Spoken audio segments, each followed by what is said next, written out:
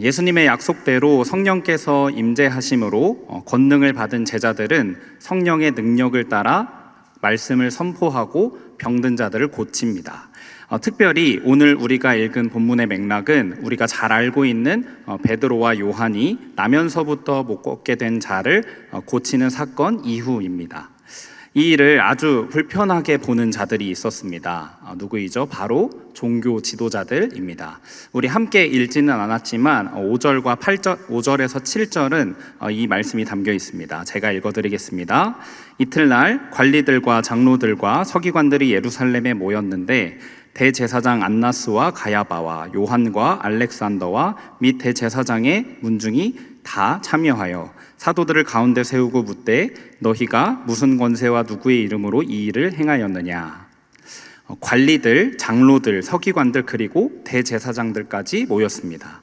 이 모이다라는 표현을 잘 기억해 두십시오. 그렇게 모인 자들은 이 사도들을 세우고 너희가 무슨 권세와 이름으로 이런 일을 행하냐고 따져 묻습니다. 그리고 베드로는 담대하게 대답하죠. 10절 말씀입니다. 너희와 모든 이스라엘 백성들은 알라. 너희가 십자가에 못 박고 하나님이 죽은 자 가운데서 살리신 나사렛 예수 그리스도의 이름으로 이 사람이 건강하게 되어 너희 앞에 섰느니라. 베드로와 요한의 이런 담대함을 보고 종교 지도자들은 당황합니다.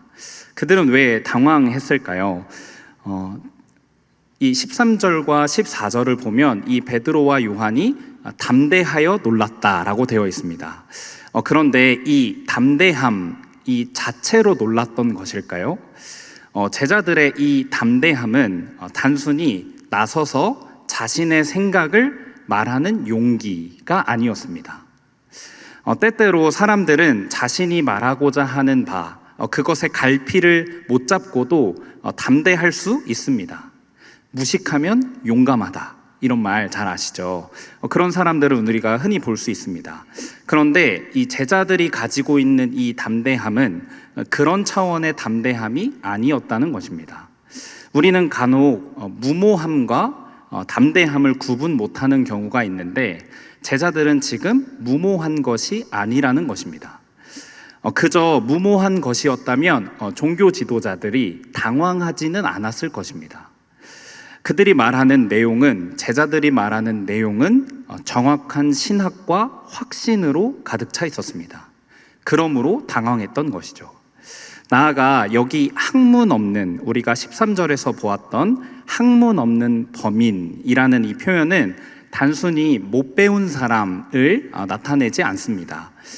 지식이나 활동의 어떤 분야에서 조직적인 정보나 전문성을 획득하지 않았음, 그 정보를 획득하지 못한 사람을 의미합니다. 성경 해석자, 성경 교사로 전문적으로 교육받은 자들은 아니다라고 하는 것이죠. 그런 자들이 이렇게 명확하고 담대하게 무언가를 말하니 당황했던 것입니다. 그러나 우리는 잘 알고 있지요. 제자들은 가장 좋은 학교를 졸업했습니다. 예수님과 함께 거하는 학교를 졸업했기 때문입니다. 예수님과 친밀한 교제를 나누면서 최고의 교육과 훈련을 받은 자들이었습니다. 더욱이 이 8절을 보면 그들은 성령으로 충만하였기에 명확하고 침착하며 담대할 수 있었습니다. 유대 이 종교 지도자들은 이 베드로의 주장에 대해서 반박하고 싶었으나 눈앞에 병이 나은 자가 있었습니다. 그렇게 함께 서 있으니 할 말이 없는 것입니다. 그들이 할 수 있는 것은 그저 위협하며 으름장을 놓는 것이었습니다. 우리 15절에서 17절 말씀을 함께 보십시오. 명하여 공회에서 나가라 하고 서로 의논하여 이르되 이 사람들을 어떻게 할까? 그들로 말미암아 유명한 표적 나타난 것이 예루살렘에 사는 모든 사람에게 알려졌으니 우리도 부인할 수 없는지라. 이것이 민간에 더 퍼지지 못하게 그들을 위협하여 이후에는 이 이름으로 아무에게도 말하지 말게 하자 하고. 참 아이러니합니다. 그들은 표적이 일어났음을 눈으로 보았습니다. 그 표적의 실체는 인정하지만 그 표적의 배후에 있는 능력은 인정하지 않고 있는 것입니다. 많은 사람들은 보면 믿겠다라고 말하지만 실제로는 그렇지 않다는 사실을 이 본문을 통해 또 한번 확인합니다. 우리 잘 기억하시죠? 우리 예수님께서 이 땅에 오셔서 귀신 들린 자를 예수님께서 내쫓자 종교 지도자들은 어떻게 말합니까? 저자가 귀신이 들려 귀신을 내쫓는다, 이렇게 말합니다. 보면 믿는다라고 말하지만 실제로는 그렇지 않다는 것이죠. 하나님께서 듣는 귀를 주시지 않고 보는 눈을 주시지 않는다면 보아도 들었도 깨닫지 못하며 믿지 못하는 것입니다. 그와 같이 이번에도 종교 지도자들은 이 제자들을 비난하며 이들을 어떻게 해산시켜야 할지에 대해서 논의합니다. 사랑하는 여러분, 이 지점에서 한번 생각해 보았으면 하는 것이 있습니다. 지금 이 본문의 상황에서 광적이고 흥분한 자들은 누구입니까? 제자들 편입니까? 아니면 이 종교 지도자들 편입니까? 종교 지도자들 편입니다. 많은 이들이 성령 체험, 성령 충만이라고 하면 열광적인 이미지를 떠올립니다. 감정적으로 흥분한 상태를 떠올립니다. 물론 그런 면도 있을 수 있습니다. 그러나 보십시오. 성경을 보면 성령으로 충만했던 이 제자들은 그 누구보다 침착합니다. 침착하며 담대하며 정확합니다. 한 신학자는 이 장면에서 두 집단이 극명하게 대조된다고 말하고 있습니다. 제자들은 성령으로 충만하여, 이 표현이 아주 감명 깊었는데요, 불타는 단순함을 가지고 있다라고 하는 것입니다. 그 불타는 단순함을 가지고 침착하고 담대하게 제자들은 있었다라고 하는 것입니다. 그와 반면에 다른 집단은 불안해하며 광적으로 답을 찾으려 하고 있다라고 말합니다. 다시 돌아와 그렇게 광적으로 답을 찾고 있는, 그러나 찾지 못하는 그 자들은 논의하여 결정한 것이 무엇이었습니까? 그저 위협하는 것이었습니다. 18절의 말씀을 보십시오. 그들을 불러 경고하여 도무지 예수의 이름으로 말하지도 말고 가르치지도 말라 하니, 그들은 권력에 눈이 멀어서 자신들의 권력이 빼앗길까 무서워서 그들이 끊임없이 배워왔고 기대하고 소망하던 그 예수를 거절하며 대적하고 있습니다. 제자들은 이런 위협에도 불구하고 이런 위협에도 담대하게 대답합니다. 19절에서 20절. 베드로와 요한이 대답하여 이르되 하나님 앞에서 너희의 말을 듣는 것이 하나님의 말씀을 듣는 것보다 옳은가 판단하라. 우리는 보고 들은 것을 말하지 아니할 수 없다 하니. 우리는 이 본문을 통해서 교회에 대한 박해가 시작되었고 또 이에 대한 교회의 대응이 시작되었음을 확인할 수 있습니다. 사실 오늘 제가 여기까지 호흡을 아주 빠르게 왔는데요, 제가 사실 오늘 더 주목해서 여러분과 보고 싶은 것은 이 교회의 대응에 관련된 것입니다. 교회를 향한 박해가 있었을 때 이 교회가 어떻게 대응하였는가 하는 것입니다. 그런 위기 상황에 있을 때 어떻게 대응하는 것이 올바른 대응인가 하는 것이죠. 베드로와 요한이 이런 일을 겪고 이 동료 사역자들에게 보고하니 이 교회 공동체가 보인 직접적이고 즉각적인 반응이 무엇이었습니까? 본문을 보십시오. 기도였습니다. 기도. 여기 이 4장 23절에서 31절까지의 나타나는 이 기도는 사도행전에서 가장 긴 기도입니다. 이 기도에는 세 가지 특징이 나타납니다. 이 세 가지 특징은 오늘날 우리 성도들이 어떻게 기도해야 하는지도 가르치고 있습니다. 그 세 가지 특징을 우리가 오늘 살펴보게 될 텐데요. 먼저는 이들이 하는 기도의 초점이 어디를 향해 있는지 한번 보십시오. 이것이 가장 첫 번째 되는 특징입니다. 그들은 하나님을 부르며 뭐라고 표현하고 있습니까? 23절과 24절입니다. 함께 읽겠습니다. 시작. 장로들의 말을 다 알리니 그들이 듣고 한 마음으로 하나님께 소리를 높여 이르되 대주제여 천지와 바다와 그 가운데 만물을 지은 이시오. 하나님을 뭐라고 부르고 있습니까? 대주제여 이렇게 부르고 있습니다. 이 번역은 아주 지혜로운 번역이라고 생각합니다. 이렇게 부르고 있는 것입니다. 하나님을 전능하셔서 온 우주 만물을 지으셨을 뿐만 아니라 그 온 우주 만물의 주인이셔서 지금도 여전히 다스리시는 하나님, 이렇게 부르는 것입니다.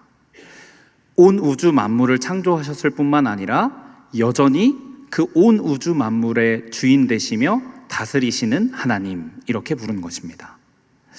사실 이 나타나는 이 기도의 대부분은 이렇게 하나님 주권에 대한 내용을 묵상하고 찬양하는 것으로 이루어져 있습니다.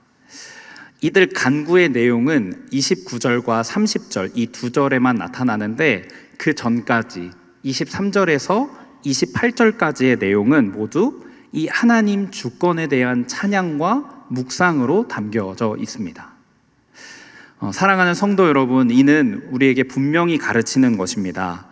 교회가 그리스도인들이 어려움에 닥칠 때, 위기에 닥칠 때, 그래서 하나님 앞에서 기도할 때 가장 먼저 기억해야 하는 것은 이 모든 상황 위에 계신, 이 모든 상황의 주인이신 대주제이신 하나님을 기억하는 것입니다.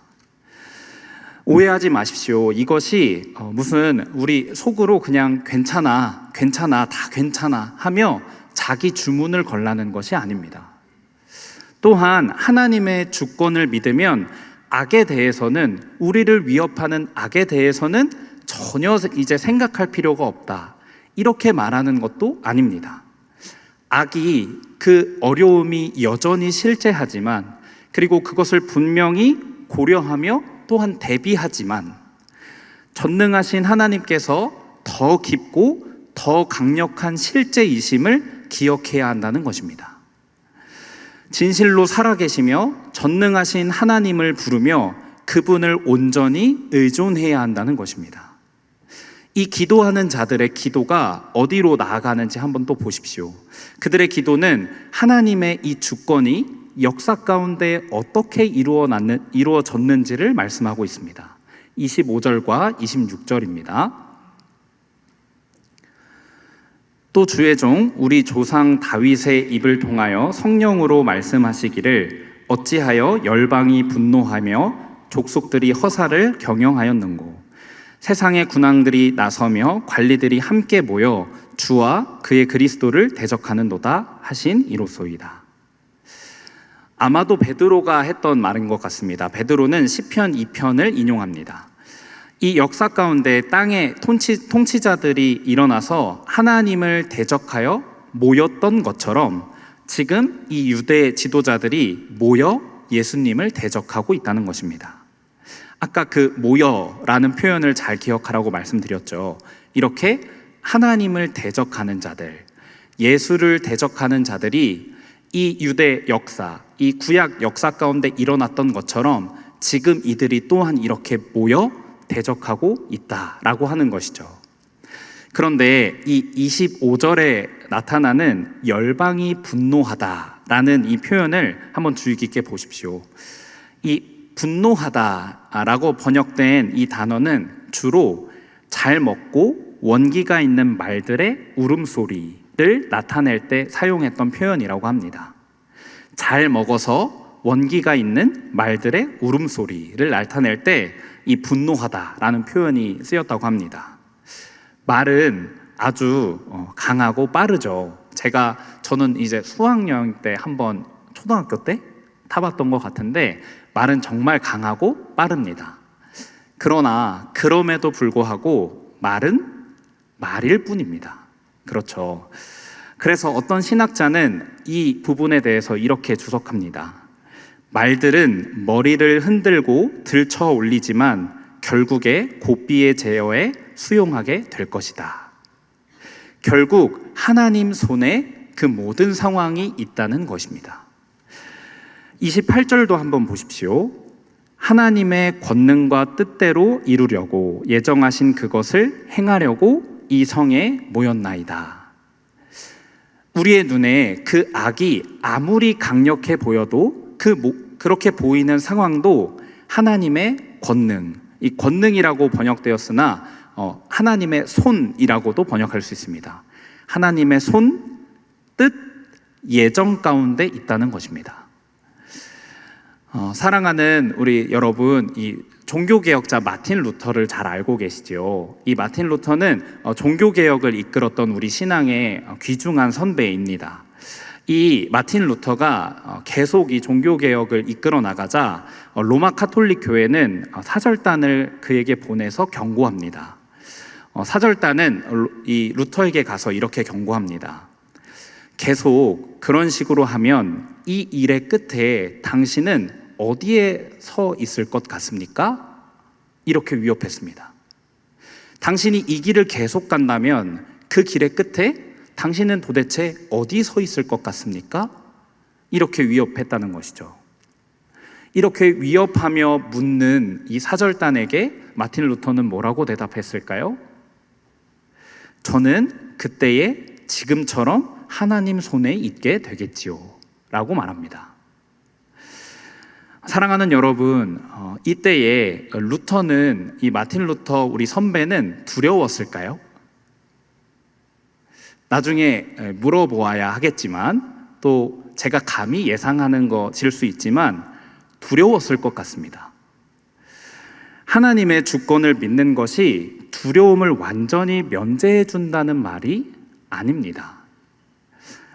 이 두려움은 아주 자연스러운 감정입니다. 그러나 그렇게 두려울 때 하나님의 주권을 찾고 믿음으로 반응할 때 우리는 순종에 집중할 수 있게 됩니다. 그럴 때 우리는 제자들이 그랬던 것처럼 침착하게 그리고 타협함이 없이 현명하고 순결한 선택을 할 수 있게 됩니다. 그렇게 어떠한 상황에도 하나님의 주권을 의지하며 기도하는 은혜가, 그런 지혜가 우리 모든 성도들 가운데 있기를 소망합니다. 두 번째 특징입니다. 이 기도의 중요한 두 번째 특징, 제자들과 그 동료들이 했던 기도의 특징 두 번째는 방금 우리가 보았던 내용대로 자연스럽게 이어질 수 있습니다. 무슨 말인가 하면, 지금 이들이 하고 있는 이 기도의 내용은 무엇으로 가득 차 있습니까? 하나님의 말씀, 성경으로 가득 차 있습니다. 말씀드렸듯이 이 베드로는 시편 2편의 말씀을 인용하고 있습니다. 성경의 내용을 자신이 살고 있는 그 정황에 아주 정확하게, 적절하게 적용하고 있습니다. 땅의 통치자들이 모여 하나님을 대적했던 것처럼 유대 지도자들이 모여 예수님을 대적하고 있음을 명확하게 인지하고 하나님께 기도했던 것입니다. 사랑하는 여러분, 정말로 이 현대 기독교의 이 기독교인들의 가장 큰 문제는 어떤 상황이 있을 때 어떻게 기도해야 하는지를 모른다는 것입니다. 그 이유는 무엇일까요? 많은 현대인들이 어떤 상황이 닥쳤을 때 그리스도인들임에도 불구하고 왜 어떤 기도를 해야 하는지를 모를까요? 다름 아닌 성경에 대한 무지 때문일 것입니다. 성경에 무지하기에 어떤 상황에 전혀 적용하지 못하거나 또는 하나님의 말씀을 자기 상황에 전혀 상관이 없는 말씀을 끼워 맞춰 적용합니다. 그러니 그 위기를 벗어날 턱이 없는 것이죠. 사랑하는 여러분, 이 성경이 우리 마음속에 저장되어 있지 않으면 어떤 상황에 어떤 기도를 해야 하는지 도무지 알 길이 없습니다. 우리는 매일 습관처럼 하나님의 말씀을 먹고 마음속에 저장하는 훈련을 해야 합니다. 하나님 마음에 합한 사람인 이 다윗이 어떻게 고백하지요? 이 다윗은 그저 종교적으로 뛰어난 우리보다 탁월한 사람이어서 그렇게 살 수 있었던 것이 아닙니다. 다윗은 이렇게 고백합니다. 시편 119편에 내가 주께 범죄하지 아니하려 하여 주의 말씀을 내 마음에 두었나이다. 내가 주께 범죄하지 아니하려 하여 주의 말씀을 내 마음에 두었나이다. 이와 같이 다윗처럼 이 사도행전에 나타나는 이 그리스도인들은 성경으로 충만한 자들이었습니다. 그들은 어떤 결정을 하기 전에 늘 성경으로 논의했습니다. 이 말씀 앞에 우리 스스로를 돌아보아야 하겠습니다. 우리는 성경의 권위를 인정한다고 말로 말하기는 하지만 정말 위기 시에, 정말 내 앞에 어떤 상황이 닥쳤을 때 성경의 권위는 온데간데 없고 성경으로 고민하고 성경으로 기도함 없이 성경과는 전혀 다른 방식으로 선택하게 되는 우리의 모습을 발견합니다. 이런 모습을 정말 돌아보고 돌이켜야 하겠습니다. 특별히 교회의 리더십들은 더욱 그렇겠지요. 우리 교회는 정말 중요한 일을 앞두고 있습니다. 무엇이죠? 직분자 선거입니다. 많이들 오셔서, 특별히 이 현장으로 많이들 오셔서 투표하십시오.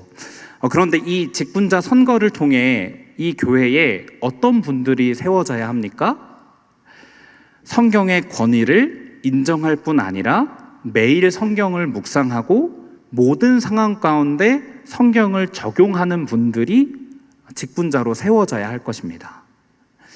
그런 분들이 세워질 수 있도록, 그런 분들이 정말 많이 세워질 수 있도록, 또 이미 세워진 리더십들이 정말 그런 자들로 잘 세워질 수 있도록 우리가 함께 기도해야 하겠습니다. 마지막 세 번째입니다. 이 기도에는 세 번째 아주 중요한 특징이 있는데 특히 오늘날 우리가 정말 기억했으면 하는 특징입니다. 그들은 한 마음으로 함께 기도했습니다. 이 한 마음, 함께라는 이 표현은 누가가 정말 즐겨 사용하던 표현이었습니다. 이 단어는 기도할 때에 신자들 사이에서 이루어지는 연합을 뜻할 때 표현하는 그런 단어였습니다. 신자들의 모임과 교제, 그리고 함께하는 기도, 이것은 사도행전의 아주 핵심적인 주제이기도 하고 이 교회가 어려움을 당할 때에 즉각적으로, 직접적으로 바로 일어났던, 보여졌던 모습이었습니다.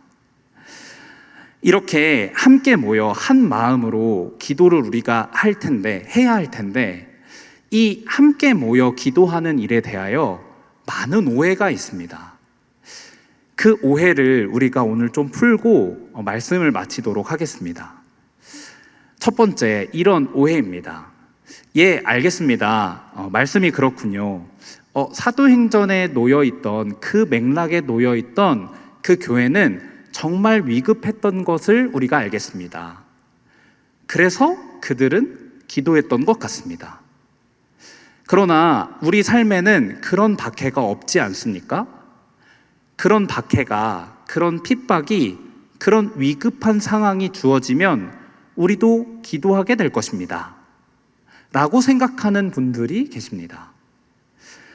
전혀 그렇지가 않습니다. 사랑하는 여러분, 지금은 정말 위급한 상황입니다. 우리는 매일 영적 전쟁을 하고 있는 사람들입니다. 그 중에 딱 하나, 정말 딱 하나, 그러나 가장 중요한 예를 한 가지 들어드리겠습니다. 우리가 매일의 삶 속에서 싸우고 전투하며 씨름하지만 매일 넘어지는 부분이 무엇입니까? 우리 자녀의 교육에 대한 것입니다. 우리 자녀들입니다. 우리 교회 안에 있는 자녀들입니다. 우리 교회 안에 있는 자녀들은 모두 우리의 자녀 맞지요? 우리 자녀들 정말 매일, 매 시간, 매 순간 전쟁 같은 삶을 살고 있습니다. 저는 이 고등부 아이들을 섬기고 있습니다. 요즘 아이들의 학교를 찾아가기도 하고 아이들을 직접 만나는 일이 상대적으로 많이 있습니다. 그런데 그 아이들을 만날 때마다 이 아이들이 이 세속적인 압박 앞에 얼마나 고통하며 신음하고 있는지를 발견하게 됩니다. 그리고 그 앞에서 정말 부끄럽고 정말 죄송하지만 사육자로서 그 친구들 앞에서 얼마나 무력감을 느끼는지 모릅니다. 저는 사역자로서 그 친구들에게 정말 절망하며 정말 신음하는 그 친구들에게 저도 물론 진심을 담아 괜찮다고 말해줍니다. 하나님 자녀이니 정말 괜찮다라고 말해줍니다. 그런데 이 세속적인 압박이 얼마나 강한지 그게 전혀 들리지 않음을 제가 봅니다. 그 매일의 삶 속에서 아이들은 그렇게 전쟁을 치르며 넘어지기도 하고 슬퍼하기도 하며 신음하며 살아가고 있습니다. 그럴 때면 제가 할 말을 잃으며 참 깨닫게 되는 것이 있습니다. 바로 정말 할 수 있는 것이, 이 자녀들을 위해서 할 수 있는 일이 정말 기도밖에 없구나를 뼈저리게 깨닫게 됩니다. 전에 이 교사 학부모 세미나 때 모셨던 강사님이 이런 말씀을 해주셨습니다. 이렇게 학부모님들과 교사 선생님이 앉아 계신데 이런 말씀을 하셨습니다. 여러분이 아이들의 생활 패턴, 아이들의 일거수일투족을 쥐잡듯이 잡으면 될 것이라고 생각하십니까? 우리는 그 아이들의 생각과 마음 속에서 일어나는 일은 전혀 결코 통제할 수 없습니다. 그들이 학교에서, 학원에서 여러 가지 일을 겪으며 그들의 마음속과 생각에서 일어나는 일들은 전혀 통제할 수 없습니다. 그러므로 우리가 무엇보다 정말로 힘써서 해야 할 것은 그들의 생각과 마음을 만지시는 성령 하나님을 의지하며 기도하는 일입니다. 제가 주일학교 부서를 맡으며 아이들을 이제 가르치며 또 대할 때 이것을 정말 마음 깊이 깨닫게 됩니다. 그들의 생각과 마음을 지키시는, 그들의 생각과 마음을 바꾸시는 하나님을 의지하며 기도하는 것밖에는 제가 크게 할 수 있는 것이 없다는 것을 정말 깨닫게 됩니다. 그러니 사랑하는 여러분, 함께 기도해 주십시오. 이 위급하고 긴급한 이 상황을 위하여 기도해 주십시오. 우리 자녀들을 위하여 함께 모여 한 마음으로 기도해 주시기를 정말 간절한 마음으로 부탁드립니다. 두 번째, 또 어떤 오해가 있느냐 하면 이 기도에 대한, 함께 모여 기도하는 것에 대한 큰 오해가 있습니다. 무엇이냐 하면 이런 것입니다. 하나님께서는 우리의 기도 없이도 일하실 수 있는 분 아닌가 라는 것이죠.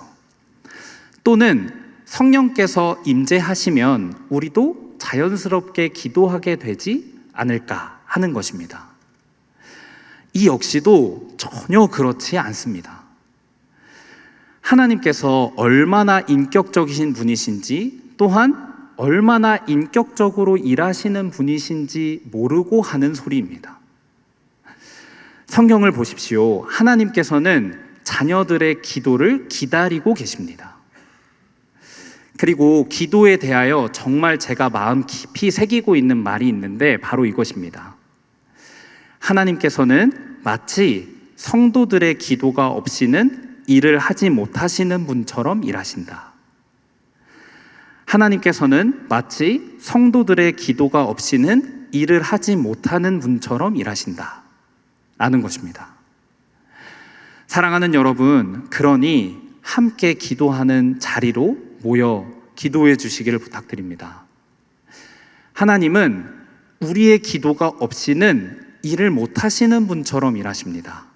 지금도 여전히 우리의 기도를 기다리고 계십니다. 말씀을 정리하겠습니다.